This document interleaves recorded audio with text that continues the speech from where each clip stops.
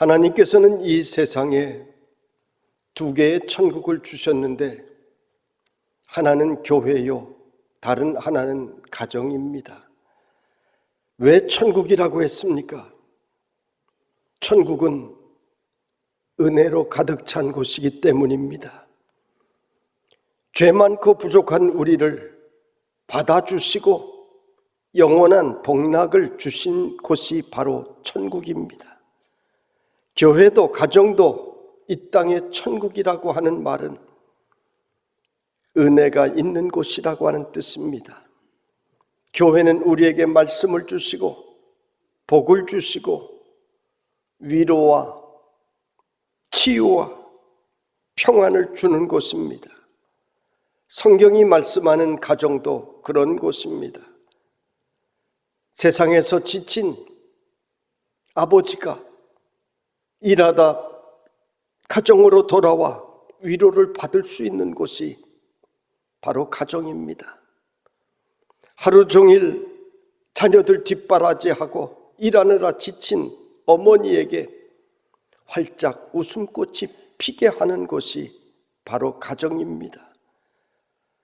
험한 세상을 살아갈 자녀들에게 미래의 꿈과 용기와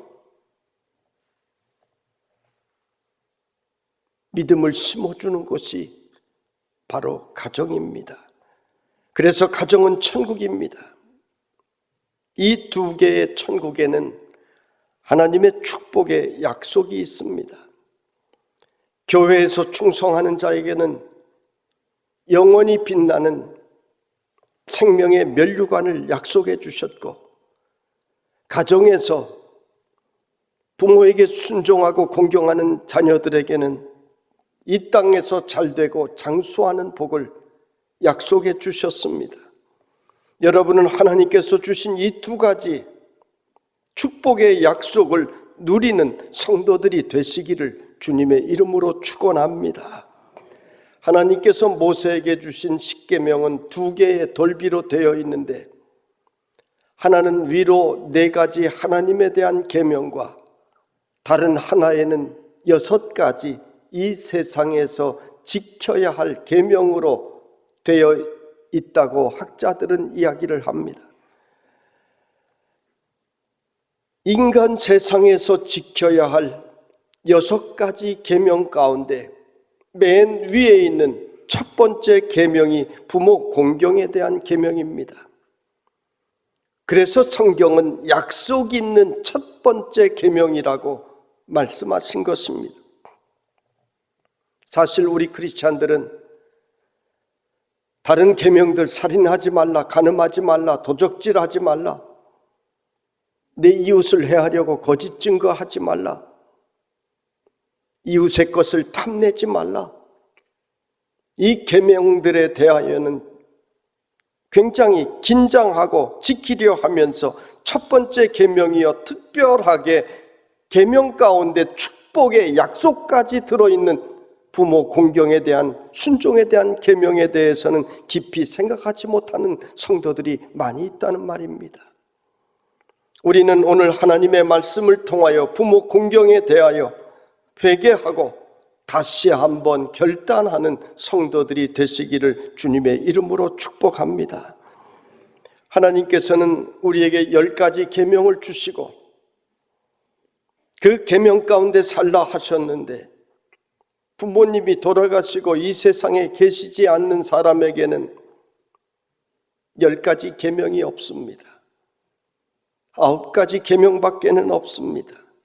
축복의 약속이 있는 계명이 나에게는 더 이상 없습니다. 그러므로 부모님이 살아 계실 때 잘하시기 바랍니다. 그래야 하나님의 약속을 받는 성도들이 될 수가 있습니다. 어버이 주일만 되면 슬퍼지는 분들이 있습니다. 어버이가 세상을 떠나고 지금 안 계시는 분들입니다. 더구나 부모님의 마음을 아프시게 하고 또는 형편이 어려워서 또는 부모에게 불효했던 사람들은 다시는 부모님께 효도할 수 없기에 어버이 주일만 되면 마음이 괴롭게 됩니다. 옛날에 유행했던 노래 가운데 불효자는 웁니다 하는 노래가 있습니다. 군에 입대하여 노래 자랑만 하면 이 노래를 얼마나 많이 병사들이 불렀는지 몰라요. 불러봐도 울어봐도 못 오실 어머님을 원통에 불러보고 땅을 치며 통곡해요. 다시 못 올 어머니여, 불초한 이 자식은 생전에 지은 죄를 엎드려 빕니다. 반야월이라고 하는 가수가 불렀던, 우리가 너무 잘 아는 유명한 노래입니다. 이 노래가 인기가 있었던 것은 아마 불효자가 참 많아서 그렇지 않았나 하는 생각도 해봅니다. 우리는 이런 노래의 주인공이 되면 안 되겠지요. 오늘 성경의 1절에 자녀들아 주 안에서 너희 부모에게 순종하라, 이것이 옳으니라 명령하십니다. 순종이라고 하는 한자는 순할 순자에 조칠 종자를 씁니다. 순하게 따른다는 말입니다. 원어 성경에서도 같은 의미입니다. 하나님께서는 가정을 우리에게 허락하시며 가정의 원리도 함께 주셨습니다. 부모가 자녀에 대하여 행할 의무도 주셨고, 부부간에 함께 지켜야 할 의무도 주셨고, 또 자녀가 부모에 대하여 행해야 할 의무를 주셨습니다. 오늘 말씀에 부모에게 순종하라 하셨는데 이것은 하나님께서 주신 가정의 순리입니다. 배가 강물을 노를 저어갈 때 물결에 따라 순리대로 가면 아주 쉽습니다. 그런데 강물을 거슬러 영리로 가려고 하면 어렵습니다. 수영을 해봐도 그렇습니다. 물결이 흐르는 대로 수영을 하면 아주 편하게 갈 수 있지만 물결을 거슬러 가려고 하면 너무 힘이 듭니다. 가정이 그런 것입니다. 하나님께서 창조하신 순리대로 가면 가정이 물 흐르듯이 평안하게 그렇게 흘러가게 되는 것입니다. 오늘의 시대는 문화가 변하고 사는 방법도 너무 많이 빨리 바뀌고 있습니다. 과거에는 온 집안이 증조 할아버지부터 손자 손녀에 이르기까지 모두가 한 집에 살았는데 지금은 핵가족 시대가 되고 부모님과 함께 살려 하지를 않습니다. 근래에 설문조사를 한 것 보니 시부모를 모시고 살지 않겠다라고 설문에 답한 사람이 90% 가까이 됩니다. 자녀들이 변해가는 모습을 재미있는 글로 표현한 것을 보았습니다. 어릴 때는 부모님은 모든 것을 다 안다고 생각했습니다. 중학교의 나이가 되면 부모님은 모르는 것이 좀 있다고 생각을 합니다. 고등학교 때가 되면 부모님은 나보다 모른다고 생각합니다. 대학 때가 되면 부모님은 완고하고 시대에 뒤떨어졌다고 생각합니다. 그러다가 30, 40대가 되고 사회생활을 하다 보면 부모님의 옳은 말씀도 있다고 생각을 합니다. 50대가 넘어가면 부모님이 나보다 대단하신 분이라는 것을 인정하게 됩니다. 60대가 넘어가면 내가 왜 부모님의 말씀에 순종하지 않았나를 후회하게 된다고 합니다. 찬찬히 읽어보니 정말 다 맞는 말입니다. 저도 부모님 속을 참 많이 썩인 사람입니다. 여기서 말을 못해서 그렇지 부모님 속을 정말 많이 썩였습니다. 저 때문에 금식하고 굶으신 날짜만 해도 아마 상당할 것입니다. 제가 부모님 속썩인 이야기하면 다음부터는 설교는 안 듣고 그거 생각만 할 거 아닙니까? 그래서 얘기 안 할랍니다. 정말 50대가 넘어가며 나는 부모님처럼 살지 못하겠다는 생각을 했습니다.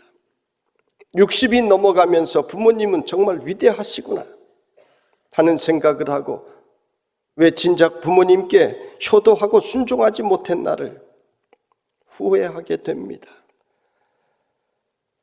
돌아가신 아버지를 생각하면 다시 돌아오실 수만 있다면 더 잘해 드릴 텐데 하는 후회가 있습니다.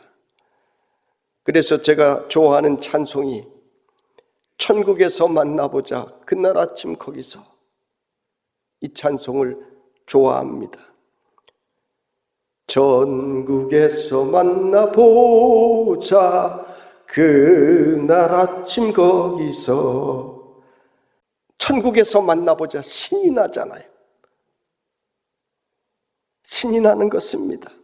천국에서 만나기 위해서는 내가 믿음으로 잘 살아야 되기 때문입니다. 여러분의 가족들을 모두 천국에서 만날 수 있기를 바랍니다. 부모 순종의 모델이 이삭입니다. 이삭은 아버지 아브라함이 자신을 제물로 바치려 했을 때에도 순종한 사람입니다. 아버지 왜 이러시느냐고, 아버지 잘못되신 거 아니냐고 항변할 수 있었지 그렇게 하지 않았습니다. 연로하신 아버지를 밀쳐버리고 얼마든지 도망칠 수도 있었습니다. 그런데 이삭은 아버지가 자기 자신을 돌제단 위에 올려놓고 칼로 치려 할 때에도 순종한 자녀가 이삭입니다. 아브라함의 가정이 대를 이어 축복을 받은 것은 바로 이러한 순종 때문이었습니다. 아브라함은 하나님의 명령에 순종했고 이삭은 아버지의 명령에 순종했습니다. 성경은 이삭에 대하여 많은 기록을 남기고 있지 않습니다.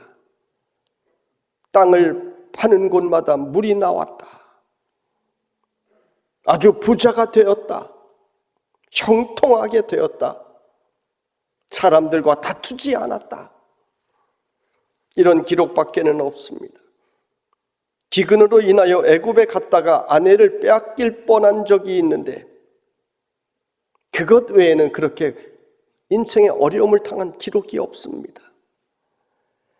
아버지 아브라함이나 아들 야곱에 비교하면 간증거리가 없는 인생입니다.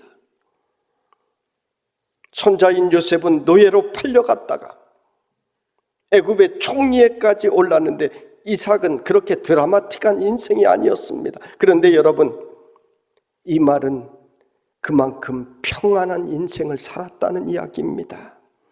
광야에서 땅을 파는 곳마다 샘이 나왔다라고 하는 말은 기적적인 축복 가운데 살아간 인물이라고 하는 것입니다. 아버지에게 최고의 순종을 한 이삭은 하나님의 약속대로 땅에서 잘되고 장수하는 복을 받은 것입니다. 가정에서 자녀들이 부모의 은혜에 감사하고 순종하는 질서를 지키지 않을 때 가정은 무너지고 맙니다. 부모님께 드리는 순종은 하나님께서 명하신 가정이 복되게 하는 원리인 것입니다. 그러므로 여러분의 가정에서는 주 안에서, 즉 하나님의 말씀하신 대로 주님을 모시고 부모님께 순종하는 가정들이 모두 되시기를 주님의 이름으로 축원합니다. 2절에 내 아버지와 어머니를 공경하라 말씀하십니다. 공경이란 말의 뜻은 공손히 받들어 모신다는 뜻입니다. 원어 성경에서는 무겁게 여긴다라고 하는 뜻을 가지고 있습니다. 즉 부모에게 가볍게 여기지 말고 쉽게 생각하지 말고 부모님을 모시라고 하는 말입니다. 자녀는 부모를 공경해야 할 책임이 있습니다. 첫째는 하나님의 명령이기 때문이요, 둘째는 나를 길러주신 은혜 때문입니다. 부모님은 자식을 낳고 누구보다 기뻐하셨습니다. 결혼하고 분가를 하면 내 남편이 내 아내가 최고인 줄 알고 부모님을 잘 찾아뵙지도 않는데 여러분 생각해 보세요. 아내의 사랑과 아내가 나를 향한 사랑과 부모님이 나를 향한 사랑 비교할 수 있습니까? 남편이 나를 사랑해 주는 것과 아버지가 나를 사랑해 주신 것과 여러분 비교할 수 있습니까? 부모님의 부부간의 사랑도 귀한 것이지만 부모님의 사랑은 차원이 다른 것입니다. 그래서 헬라 사람들은 부모님의 사랑을 아가페 사랑이라 하였고 남녀간의 사랑을 에로스적인 사랑이라 하여 구별하여 이야기를 했습니다. 부모님의 자식 사랑은 자기 자신을 희생시키는 사랑입니다. 자기 피눈물을 뽑아내고 자기 살을 깎아주는 사랑입니다. 자식 나오면 힘을 다해 키웁니다. 그 다 큰 어른들이 아기 앞에서 딸랑이를 흔들면서 재롱을 부리잖아요. 아기 앞에 엎드려서 박수를 치고 얼르면서 아기를 다 그렇게 키웠습니다. 밥 한 숟가락이라도 더 먹이려고 고개를 돌리면 그것이 그렇게 안타까워서 숟가락을 들고 애를 썼습니다. 그런데 아기가 관심이 없으면 뭐라고 합니까? 아빠가 먹는다 그럽니다. 그러면 아빠는 옆에서 또 바보같이 입을 크게 벌리고 나 달라고 숟가락 앞에 입을 대고 그럽니다. 그럼 엄마는 아빠가 먹기 전에 네가 얼른 먹어야지 자 하고 얼른 한 입을 집어넣습니다. 저도 자녀를 그렇게 키웠고 여러분도 가정에서 그렇게 자녀들을 다 키웠을 것입니다. 나는 못 배우고 못 읽고 못 먹고 자랐기 때문에 내 자식에게만은 그렇게 안 하려고 부모님들은 애를 썼습니다. 자식의 새 옷을 사면 내 옷 산 것보다 더 기뻐했습니다. 예쁜 옷을 사서 자식에게 입혀놓고 이리저리 보면서 그렇게 즐거워했습니다. 내 자녀가 좋은 대학에 들어가면 사실 들어간 당사자보다 부모님이 더 기뻐합니다. 병이 들어도 자녀들 키워야 되기 때문에 일을 멈춰야 하는데 멈추지 못하고 계속 일을 하여 몸이 악화가 되었고 병을 얻었습니다. 다 여러분들 이야기 아닙니까? 그렇게 키웠는데 장성하여 결혼하고 지들끼리 살면서 맛있는 거 먹으러 갈 때는 지들끼리 가고 부모님 생각하지 않아요. 부모님은 식사하러 가자고 하면 뭐라고 합니까? 조금이라도 비싼 거 사드리려고 하면 그거 맛없다 그럽니다. 그렇지 않아요. 맛없는 것이 아닙니다. 젊은이나 노인이나 입맛은 다 똑같습니다. 입이라고 하는 것이 맛있는 거 알아보는 것은 다 같아요. 노인이 되면 돈 쓸 데도 별로 없다고 생각하는데 왜 쓸 데가 없습니까? 많습니다. 돈은 많으면 많을수록 노인들 속에서도 인기가 좋습니다. 손자 손녀들에게도 용돈 주는 것을 좋아하시는데 손자 손녀들이 이순신 장군보다는 신사임당을 훨씬 더 좋아합니다.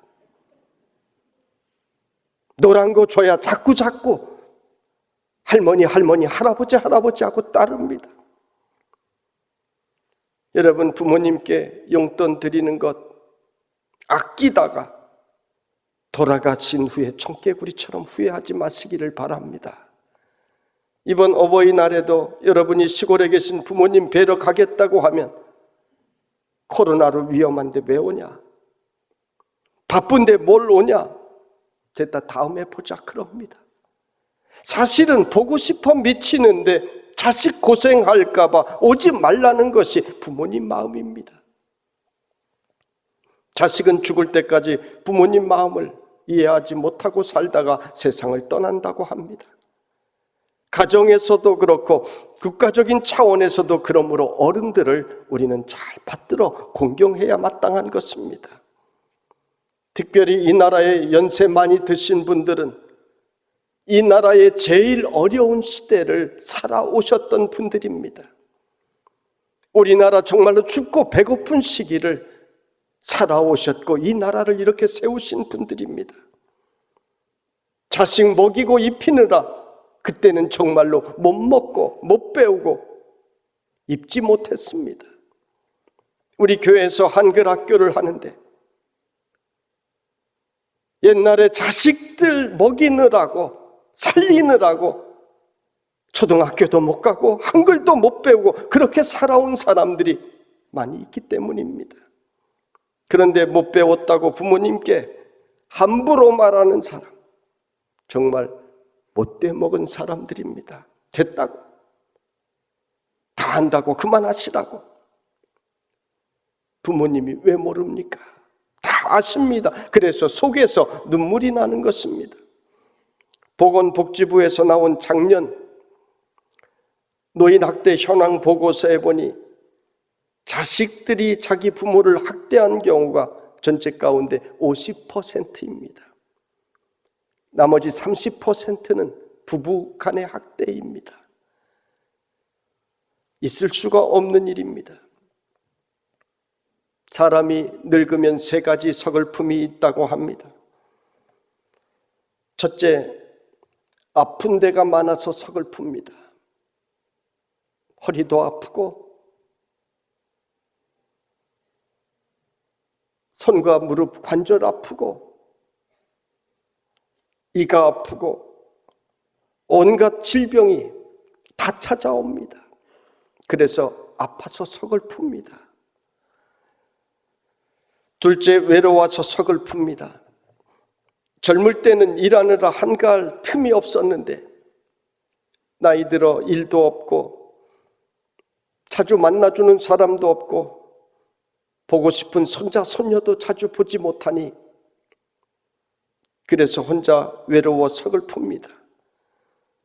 제가 꿈꾸고 기도하는 것 중에 하나가 하나님께서 은혜 주셔서 제가 목회하는 중에 우리 교회 노인들을 위하여 학교를 만들어야 되겠다.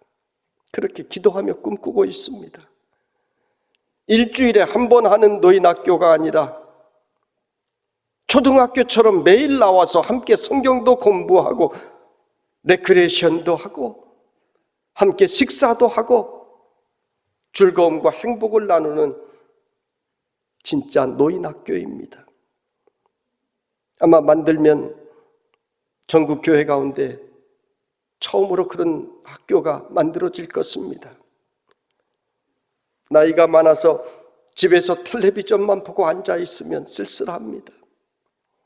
이 학교는 우리 교회 연세 드신 우리 교회 성도들만 대상으로 하려고 합니다. 여러분, 이 꿈이 이루어지도록 함께 기도해 주시기를 바랍니다. 셋째로, 배고파서 서글픕니다. 나이가 들면 위가 약해지니 많이 먹을 수 없고 맛있다고 많이 먹으면 탈이 납니다. 그래서 조금씩 여러 가지를 드셔야 합니다. 그러므로 여러분 부모님의 아픔과 어려움을 잘 알고 부모님께 잘 해드리시기를 바랍니다. 부모님께 순종하고 공경하면 내가 땅에서 잘되고 장수하리라는 약속을 주셨습니다. 부모님께서 아직 살아 계신다면 여러분은 잘되고 장수하는 축복의 인물들이 될 수가 있습니다. 우리 도림교회는 하나님 명령대로 부모님께 순종하고 공경하는 효자 효녀들이 되시기를 주님의 이름으로 축원합니다.